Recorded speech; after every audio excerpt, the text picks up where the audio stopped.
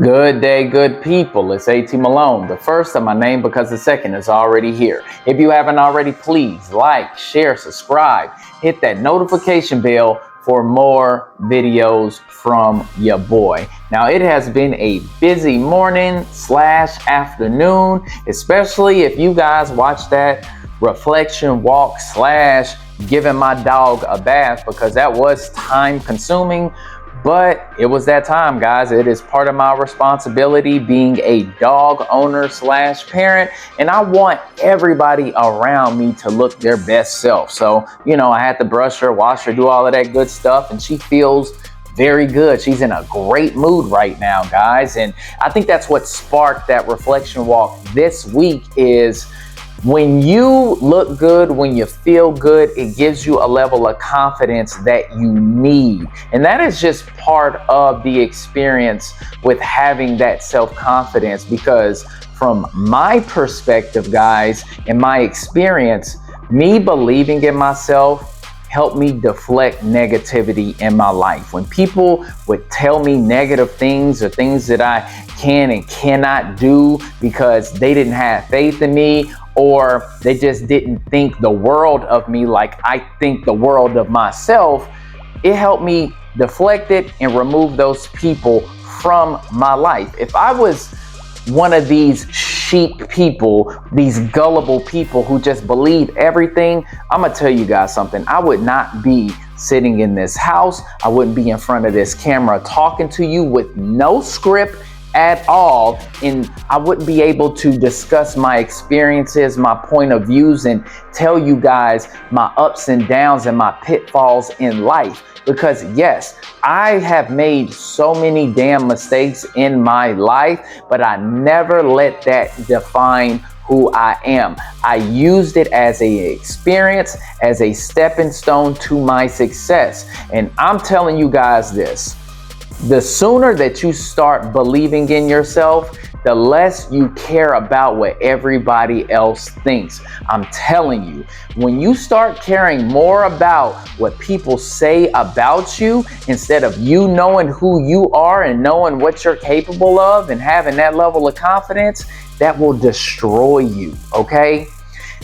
Listen, the successful people in life have the most confidence, and they deserve it because they earned it. They bust their ass to get to where they are. The most attractive people in life, for the most part, unless you're just born with it, they had to work, guys, to be in the gym, make sure that they taking care of their, routine, cutting their hair all the time, exfoliating, doing all of those things, getting braces, in order to build up their confidence. And that you can call that vanity or whatever, but guess what? You got to do whatever you got to do to maintain that confidence.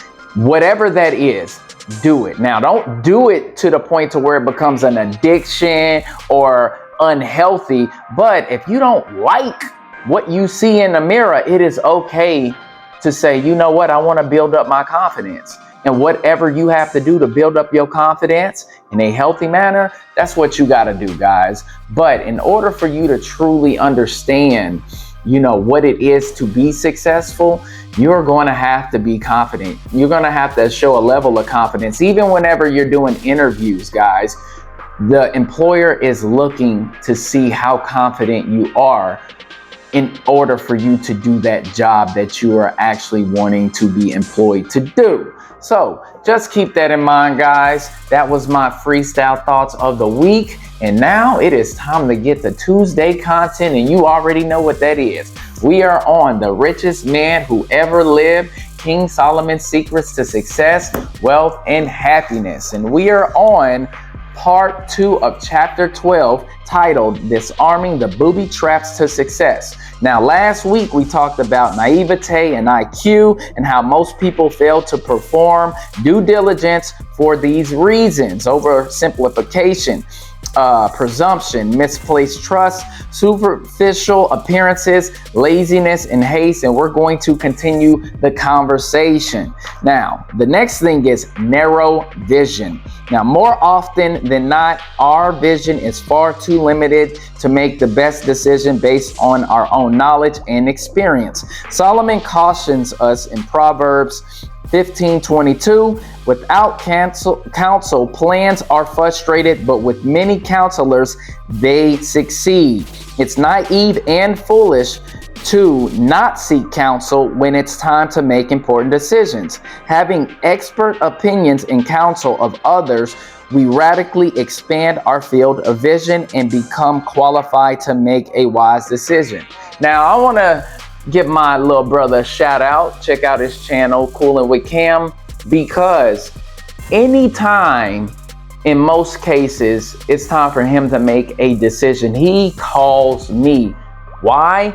Because he knows that I'm experienced when it comes to certain things, whether it is relationships, whether it's finance. I mean, last week he called me about getting outdoor surveillance on the property that my parents own.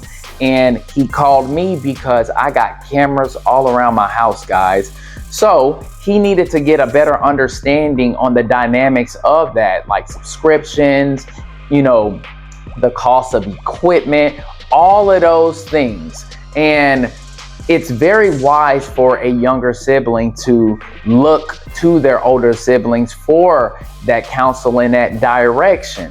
And it's also up to us as being the older siblings to, be able to let your younger siblings be comfortable enough to come to you. We have to be examples. Now, if I was an incompetent man and I was just a, fuck up all the time, making bad decisions all the time, I'm always putting myself in a deficit, he would not call me for anything. Why? Because I would not be considered wise counsel.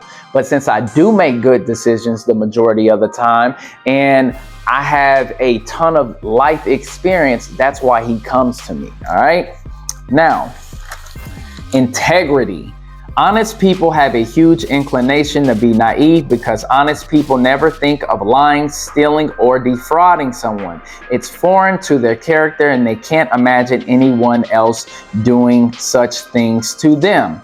Now, the older that I have become, and I take a look back at my childhood, my teenage years, my young adult years, and I think about the people that I associated myself with that are no longer around me. And a lot of it is because once I found out that their definition of loyalty is completely different than mine, then now I realize why we kind of split off. We went our separate ways because I'm looking at things from one lens and they're looking at things from another lens. And I'll just be honest with you guys. Loyalty, true loyalty, is a foreign concept in 2026. Why? Because everybody wants to be the chief. Everybody wants to be the top dog. Nobody really wants to follow anybody like that. And if they do, they are the sheep, the herd. They're doing just what's cool and what's trendy. And a lot of people forget about the people who were there for them when they didn't have anything. I'm talking about real, true day ones, not the people that you met in high school or anything like that or in college. I'm talking about the people that saw you grow up from poverty, from nothing as a child, and saw you rise up to success as an adult. Foreign concept to most people. I've experienced that a lot. And this is why I'm kind of glad that people have shown their true colors over the years and why I don't fool with them. And I don't feel bad. I don't lose an ounce of sleep at all over these people. But the people that have integrity, like myself, yes, when we start figuring that shit out, that this person is not, or they don't have as much integrity as me, then you're like, damn, okay, well, now I gotta move on because I've been wasting my time dealing with this person, and I was too naive because I thought that they had the same type of integrity and loyalty that I did. That's not the case, guys. So the next thing is greed. Sometimes we're so anxious to acquire something that we want to believe what we are told, because your focus becomes blinded by greed instead of looking into the matter first. Now check this out. So my mom calls me greedy all the time because I am always trying to take advantage of overtime. And I have to explain to her, like, look, I'm the only person paying bills around this motherfucker, okay?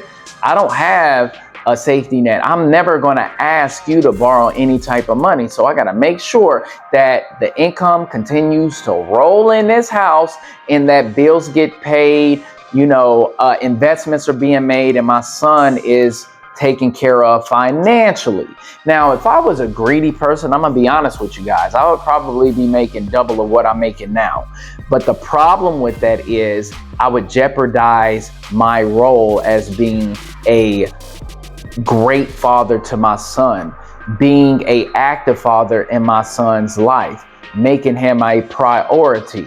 And I chose not to go that route because I don't ever want my son feeling like, damn, he's putting money in front of, being a father to me. No.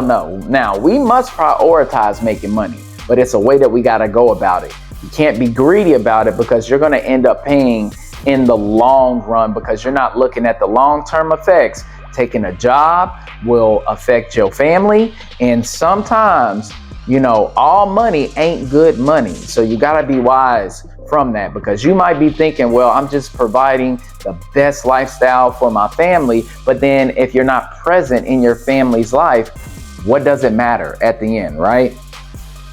All right. Arrogance. One of the greatest sources of naivete is arrogance, because they think they're smarter than everybody else.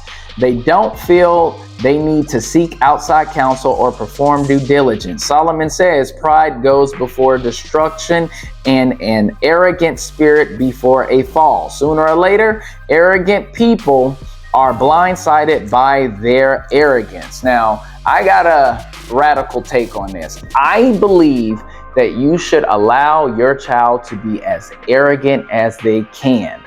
Why? So while they're under your roof, they can fail in a controlled environment.